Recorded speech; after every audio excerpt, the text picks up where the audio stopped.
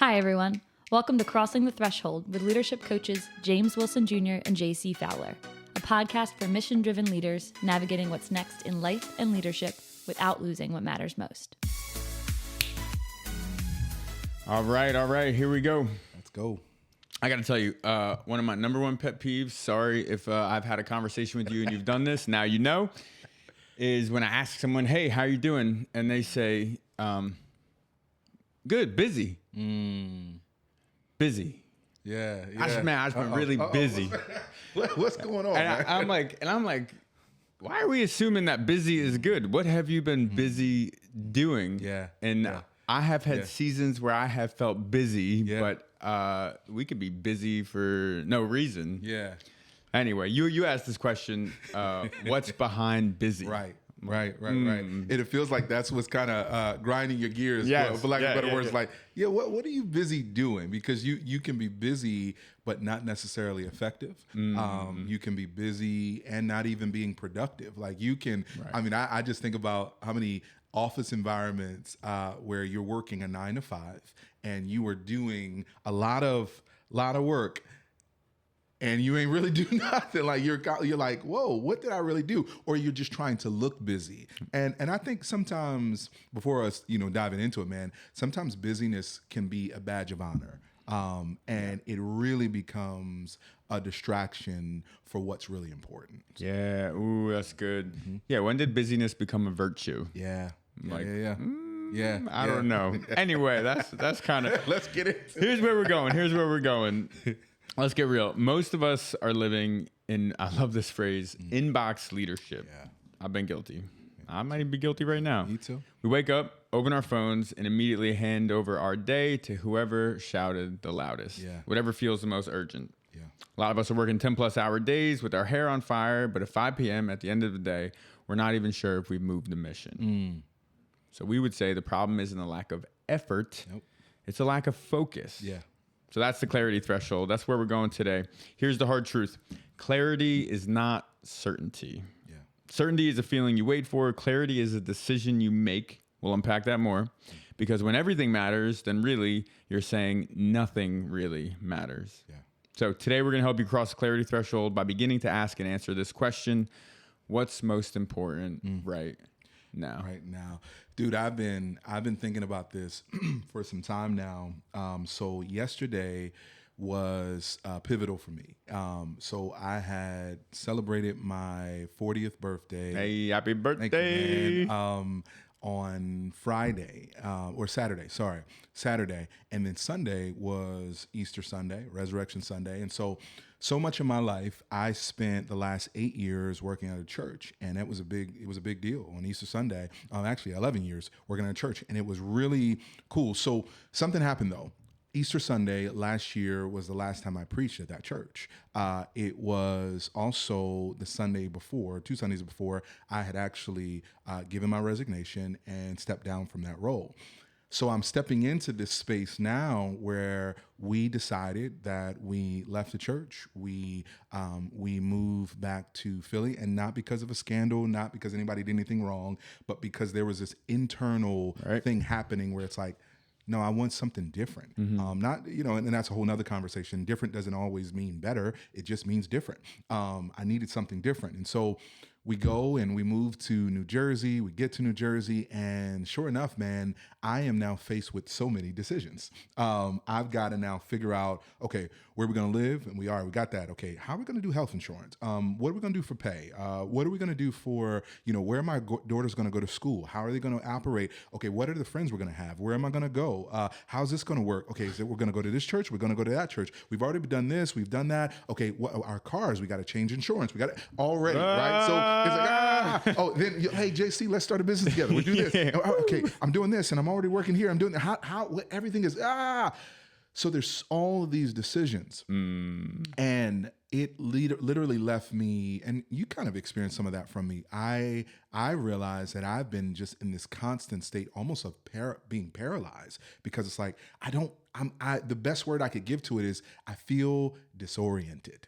Right. I don't know. And it feels super foggy. And so you and I were talking, and really, Ashley, my wife, has helped me too. Just like, okay, but what's really important? Let's get back to what's really important. You can't change all of these things, but what are the things that you can control and what's really important right now? So I stripped it down and said, oh, what's really important for me, we do have health insurance. We do got income coming in. Things are good here. Okay, what's important is my family. That's a value of mine. That they are going to be good and plugged into the right spaces. What's important to me? The 3 words came out to me. It's being whole, being fruitful, and belonging. Those are the 3 words for me. And so as I focus on that as my filter, I've actually felt less anxiety. I felt more peace. I felt more clarity. Oh, I can actually work on some things and be okay with, all right, I'm doing this today. I'm not doing that because I'm clearer. And I think that it's just this beautiful thing that happened. Not all of a sudden, no. Don't let me get it twisted. But it's that I got clearer as I went through the process of doing this. And I just think about how many leaders are leading in life and leadership. And when you're in a transition period, it's actually difficult to try to figure out, what do I do? What do I do? Because you have so many options. We have so much gifting, so many things. But the reality is, in order to move the needle forward, it's not about having more options. It's actually about doing the most important thing now. That's really good. I think it's important to note that transitions are especially susceptible to a lack of clarity. Yeah, absolutely. And even in some sense, I think that liminal space, that in-between space, we almost need to recognize that and be okay with that. But there's the play of, well, we don't have certainty in those spaces, but I think we can have clarity. Yeah. But before we even dive into that, let's name this for our listeners. What are the symptoms? What are the expressions of a lack of clarity? Yeah. Like how does it manifest? Like let's throw some of that down. Lack of clarity usually often shows up as anxiety. I am on edge. I'm on edge. Things I've experienced. I'm on edge about everything. And what's interesting is I've also seen it show up as anxiety, but also numbness, right? So I'm on edge about everything, but I'm also not in the position to feel what's going on. And so it leads to another piece of like, I'm just not going to do anything, right? So you can have a bunch of, it's usually I'm shut down or I'm trying to, do it. So I've noticed 2 things. We overshift or undershift. During unclear seasons. I'm going to push through this. I'm just going to do everything I can, which leads to another issue. Or it's going to be, I'm going to undershift and I'm going to be like, I'm not going to do anything, which leads to another problem. So I think that those are the way I've seen it manifest. It's you overshift or you undershift. Yeah. And because you're not clear, you're just trying to do anything, or you're trying to avoid the pain of doing things. Right. Do too much, not do enough. We referenced adequate challenge way back. Yes. Adequate challenge, meaning the right amount of challenge to kind of move us forward. We need it. Yeah. A framework that I like is the adaptive change framework, where you either have to turn up the heat or turn down the heat, but you want to live in the middle. If the heat's too high, you just kind of break and say, nah, I'm done. I can't do it. The anxiety, kind of the pressure. Or if the heat's too low, there's no reason to change. I think that's interesting. Burnout or boredom. I mean, burnout or boredom. Yeah, that's really good. Yeah, I think for me, I try and force it. When I'm unclear, I'm like, everything feels uphill. Yeah. Like, why are you I just realized this the other day. This is super real. So my back is all messed up and we're trying to figure out like, okay, I'm not going to be able to put in the amount of time and effort that I was trying to juggle all these things.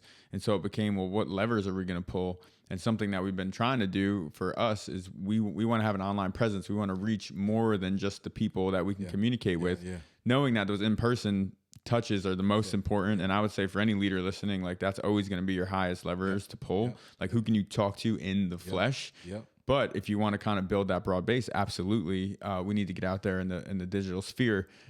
But trying to sort of do that like through creating content on social media, it just felt like an uphill thing, especially with this. And I kind of just said, hey, for now, here's the thing. You can do a for now filter. I love it. For now, I'm not going to create content in that capacity. I'm going to trim it really down. We're going to get bare bones. Yeah. And I feel like for us, our mission to help leaders thrive, to restore the world, that's the mission of Crossing the Threshold, hasn't really been stunted because I'm making a couple less extra reels. But when I was trying to force that, it's because I was unclear about priorities. So yeah, that's good, man. That's good. Well, let's dig in, man. I think you hit on it, and so I want to just kind of lean in a little bit more as we think about some insights for this idea of the clarity threshold. The first one that just jumps out is clarity is not certainty.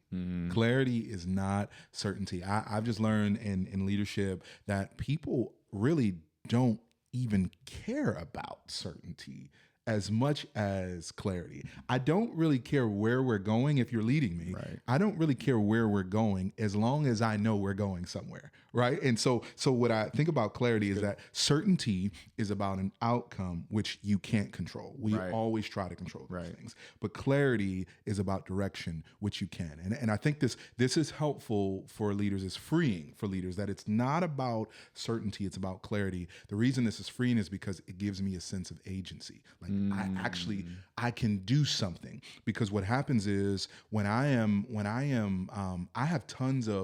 I'm a coach, and a part of that, and when you're coaching people, people have tons of content. We have tons of content. I've got this, I've got that, I've got information, but also I have internal content. I've got assumptions, I've got beliefs, I've got this. Everybody shows up at the table with content. Right. The issue isn't content, the issue is process. I actually need to know how or what direction to point this content in. How do I use what I have?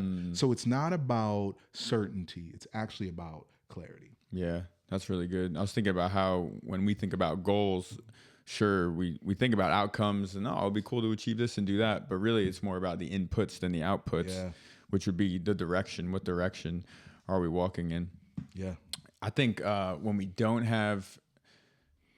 give a team clarity because we're afraid, because we don't have certainty and we think we need to provide them with certainty, that confusion creates exhaustion for them and the team. Absolutely. And it's like this idea, I don't know what to say, so I'm not going to say anything. And that's really an issue. I don't know who said this, but this quote has stuck with me forever, that a leader's number one job is to define reality. And so it's like, well, what's going on? Well, I don't know. The future's uncertain. And it's like, no. Your job isn't to be a fortune teller. You don't need a crystal ball. You just need to define reality for your team. So even if, let's say, someone is laid off or there's budget cuts. Okay, people are going to feel a certain way. Is my job coming next? What's going to happen? Are we not going to have the resource? And so you don't have certainty because maybe you don't have the authority or really even the information to say, here's what's coming next or not coming next. But what you do have is clarity. Here's what we're going to stick with. Here's how we're going to drill down. And even just to open the conversation, I think creates ambiguity, like breaks people. And I think we all have different tolerances for ambiguity, but some of our very like detail oriented people, oftentimes high achievers, are like, no, I want exactly what to do. And so sometimes you can even just offer clarity by speaking into that. Hey, I can't give you the certainty, but I can say, here are the inputs that we're going to put in. I think one of the, just off the cuff, as we think about this, one of the best ways to do that is actually this, just showing up as a non-anxious presence. Right? Come on. Realizing that your mood leaks. Your mood is contagious. And even your anxiety leaks. It impacts others. So your courage impacts others. Your anxiety impacts others. And so how you show up in those rooms as a leader, it impacts others. So you may not know, again, how things are going to work out in the future. But I am willing to stand with someone who's like, I don't know how it's going to happen, but we in this together. Right. Yeah. There's some, and I got this. I just felt less anxious when you said that. I just thought, oh, okay, everything's fine. You know, that's great. That's crazy. Well, we're not even in it right now. And I just was it's real, I like that. It feels really good. I like this one. Clarity is one of the only cures for decision fatigue. Oh man. If you have, family, relationships, a job, an organization trusted to your care, whatever it is, I almost guarantee have experienced decision fatigue. Yeah. Here is the telltale sign of decision fatigue. Someone asks you, your spouse, your partner, whatever, at the end of the day, hey, what do you want for dinner? And you're like, just decide. Where we going for dinner? Like, whoa, what happened there? Are you hungry, hangry? Yeah. Or are you just experiencing decision fatigue? And so it takes like a mental energy to make decisions. Now, some decisions are bigger than others, but that accumulates over the course of a day. And so we can experience that. But when we have clarity, what we're able to do is that we can figure something out and then create a filter or a framework where we don't have to figure out again later. I love that, man. It's like, hey, past me has already decided this is the best thing to do. And so when we get to the next decision, we don't need to rehash the whole thing. Yeah. It's an easy. I already know what we're going to do. My wife is amazing at what she calls, and I don't know where she picked this up, some awesome teacher, but she's implemented it like a master at categorical no's. Mm-hmm. So if there's a season, depending on the year, whatever it is, okay, what are our categorical no's for this season? And so it'd be like, oh, for the month of April, because X, Y, and Z is happening, we will not travel. Yep. Oh, okay. Yep.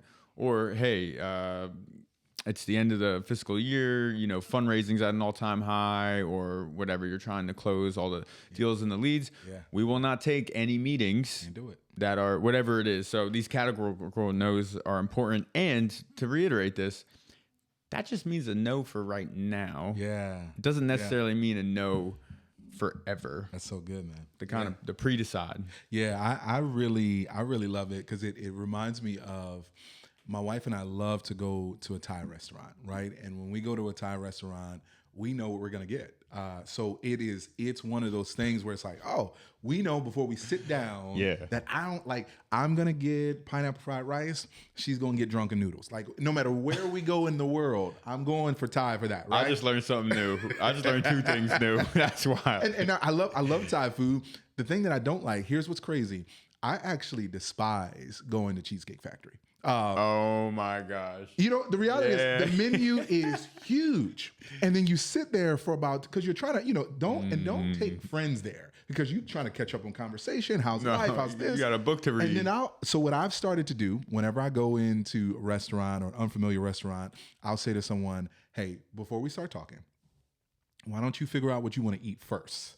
And then let's dive into the conversation. Because I know that I'll talk all the time or you'll talk all the time, and then we'll miss that moment of actually deciding. And then we'll actually reduce it to say, okay, what are you in the mood for? Okay, lunch or dinner? Okay, so what you're saying and what we have to do, Cheesecake Factory, it's so big. And nothing against Cheesecake Factory. It's just my own issue. No, it is. But you have to try to figure out how to filter it down. Right. And you actually helped me with that. And I actually want you to lean into that.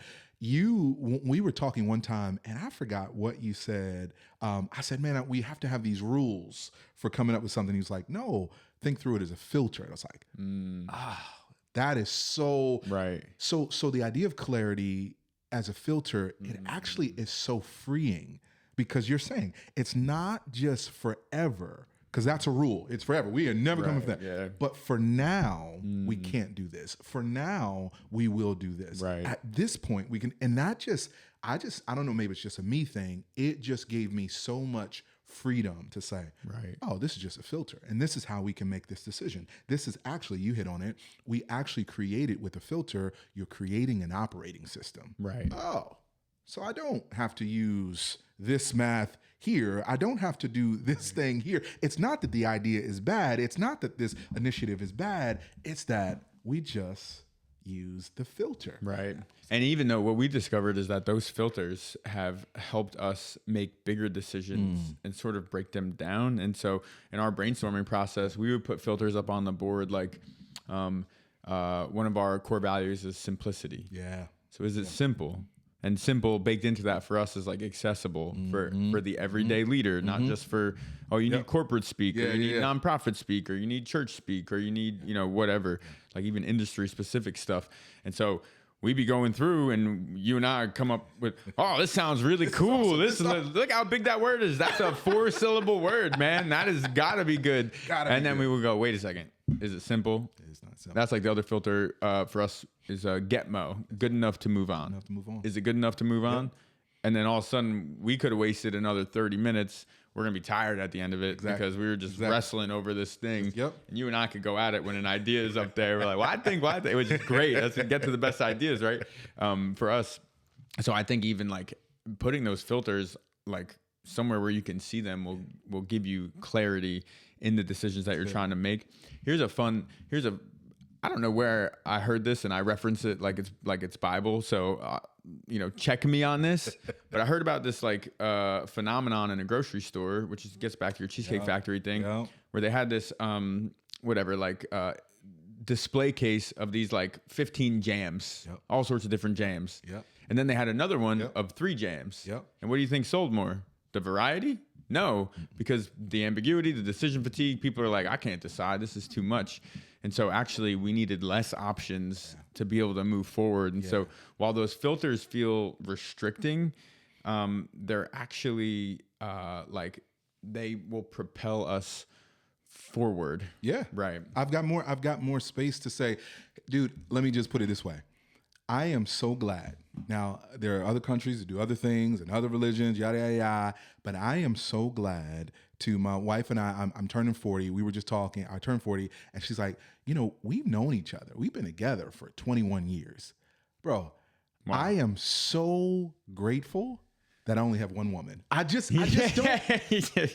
I'm just like, maybe I'm slow or I don't know what it is, man. But I am so grateful. Oh my gosh. Because that's my filter. Yeah. Like, okay, it's not her. It's like, okay, cool. I'm just staying with her. Right. And my daughter's the same thing. I can do all these things, but funny. I need to show up for them. You know what I mean? So as you think about, it's not just in the corporate setting of leadership, but it's also in our individual lives. And that often shows up. Those filters often are our values, right? It's what do we truly value? What's really the thing that I'm going to say yes to this, and in saying yes to this, I'm also saying no to this. And that's not to be offensive to you. That's not to be demeaning to you. It's not to say that you got to follow my values. But if we're going to move things forward for our organization, whatever that organization is, how big it is or small it is, if you're going to move things forward, you've got to have clarity on your values. Dude, I think that I'm so glad we got there because that takes courage. Mm-hmm. It takes courage to establish your values.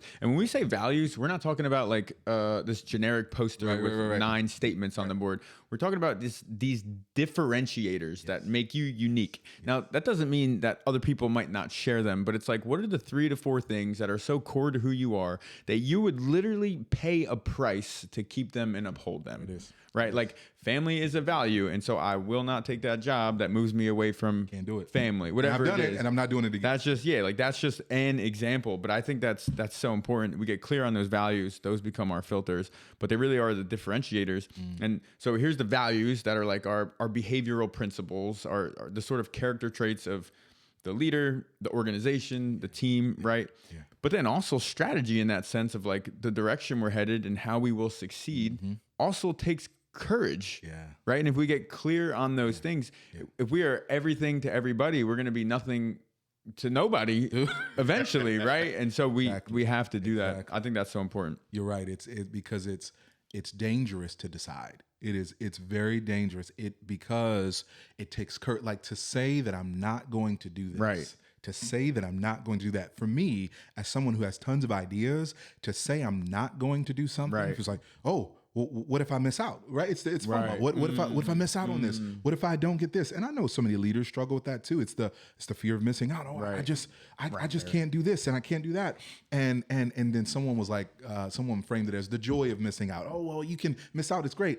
But no, I still want to do some things, right? Like, but there is this sense that no, I actually have the freedom to choose. Right. Okay, I want this in this season. I think, now we're just kind of digging in, I think it's dangerous to decide because when you decide, you do risk disappointment. You risk people walking away. You risk people not agreeing with you. You risk the idea of actually saying what you want. And I think that that's one of the hardest questions for anyone to ask. So as much as we're leaning in and saying, hey, what's important to you? I think it's really difficult for someone to ask, what do I really want? Yeah. Right. Yeah. And so we want to name that, like, but dangerous in a good way. Dangerous in a good way. Yeah, It's a but it danger. is. Yeah. But this isn't easy or for the faint of heart, which is why we want to get into a space where you could sort of pre-decide and establish this with your team, with your organization. That way, we're not opportunistic. Nope. Because the inbox leadership is so real. We all want to be needed and important. And when people say, please, can you do this? And, oh, okay, I'm going to respond to this and go off on a whim. Yeah, I think that's so important. That's hard, man. It is. That is hard. It is. But it's risky. important, right? Yeah. And if we don't do it, we end up going anyway. Yeah. Let's lean into it, man. This is Craig Rochelle had these 4 tiers of efficiency. I just feel like this is game changing for us. So tier 1 on the 4 tiers of efficiency. So you can think about these as like filters for like decision making, getting clarity. Tier 1 is this absolutely mission critical? Then you get to tier 2, is this very important and strategic? Tier 3, is this meaningful but not vital? But here's what we want you guys to hear. Tier 4 is this. Is this a low priority or externally initiated? Right? Because leaders aren't called to be reactive, they're called to be proactive. To really decide what direction do we want to take this thing in. Yeah. And direction doesn't mean like some perfect, again, like blueprint plan. Nope. It means we have decided with all of our resources to come together, and this is the way, this is who we want to be, this is where we want to go. Yeah. And so we have at the top, mission critical versus is this externally initiated? Now, there might be overlap there, but the externally initiated, that's where we get the tyranny, the urgent. Yeah, man. And kind of that adrenaline high we get off of ripping out emails and responding and being the hero. Busy. Real busy. There we go. What's behind it? But not productive. The other insight, man, is if you can't measure it, you can't lead it. This one always gets me because without clarity, you don't have a scoreboard. You just have a checklist. Back to what we were saying. Like, I've got all these things. Inbox leadership, I'm checking things off my box, but I don't know if I'm actually moving things forward. I love this. I've been digging into Benjamin Hardy and Dan Sullivan. They are like this writing team. Dan Sullivan is this great coach, like a leadership coach, and then the same with Benjamin Hardy. Like, he's got a PhD and real smart dude. Right. So I love listening to smart people. Yeah. So they have this book called, this idea of called The Gap in the Gain. And a part of what they talk about is that so often as leaders, we get ourselves focused on the gap, what didn't happen, how this didn't work out, and how the fear of missing out, all of the gap, all of the problems. And it leads us into anxiety. It leads us into paralysis. It leads us into scattering and trying to make a bunch of decisions, where the gain says, this is actually how far I've come. This is actually what I've done. And so that only comes through clarity. So in my personal life, I realized that I heard a friend of mine says, James, you need to be focused on the calling and not the outcomes, right? Mm-hmm. And so what that meant for me was I set up my greatest desire is to develop leaders. I just know that that's a part of who I am and what I do is to develop leaders, and it's to actually change the world of the world changers. Yeah, there we go. I know that's me. But when I look at it, if I don't have the right filter, if I don't have that clarity of that direction, I'm going to measure that goal. I'm going to measure that direction off of somebody else's starting point or finish line, or somebody, or the old version of me, right? So I think it's important as we think about internal or even, personal development, it's important to have clarity because it also gives you the idea to measure the most important things. Yeah, like when we established the win, to talk about like, oh, great, you did all this, but is that actually what you wanted to do, what you intended to do? And then all of a sudden, because that can look really good. Oh, I have 10,000 followers and all this stuff. I'm like, okay, but you sold out over here or whatever it is. That's it. I think that's important. Yeah. I also heard it this way: what gets measured gets moved. That's so good, man. Like, so almost to get clear on what do we need to measure. Yeah. what is the win? What's the win? Establishing Clarity. that. I think clarity gives you hope, man. Like that. Yeah, That's yeah. that's the thing that moves us the needle forward. We all It's want to hope. feel like we're winning, Yeah. right? Like Absolutely. everyone. So how do we determine that? Clarity. Clarity is a decision, not a feeling. I think that's important.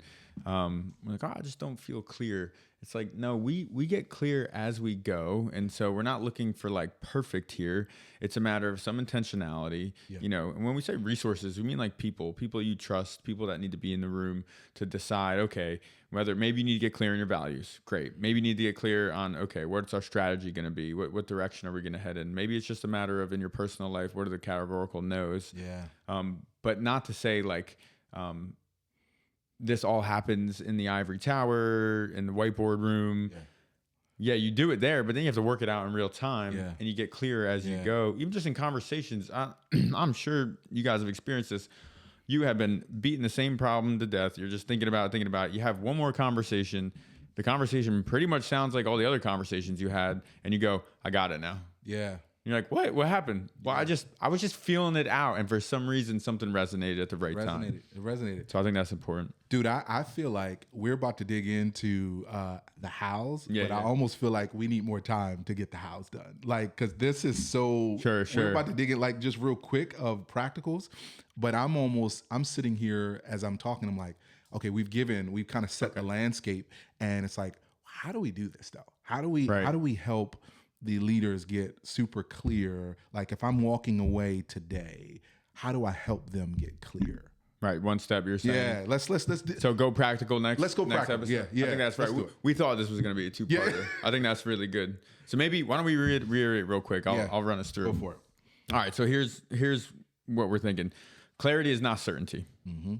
It's really important to know. We're almost never going to have certainty, but we can have clarity, and that requires courage. Yeah. There is a cost not being clear with your team. It's good, man. Clarity is not certainty. At the same sense, decision fatigue is real, and clarity is the antidote to that. That's it. These filters, these pre-decisions, great. Then if you can't measure it, you can't lead it. What gets measured gets moved. And so we need to decide, okay, what's the win going to be? Mm-hmm. And that's what we need to measure. And then finally, it's a decision. It's not a feeling. It's a decision to be intentional, establish some things, but then move forward, not just sort of wait, which again plays on that. There's certainty and there's clarity. We're not looking for certainty. We're looking for clarity. Yeah, man. All right, that's good. All right, I think I'm wondering just to make sense, next episode or this episode, one step to cross the threshold this week. Is